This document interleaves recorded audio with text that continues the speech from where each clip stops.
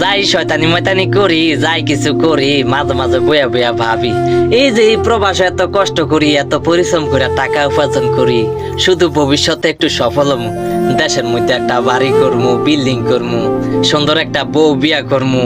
আমিও সংসার করুম, আমার ফোলাফাই নিব, বাচ্চা কাচ্চা হইব, আমারে আব্বা বলাইব। এই যে এত স্বপ্ন, এত আশা ভরসা,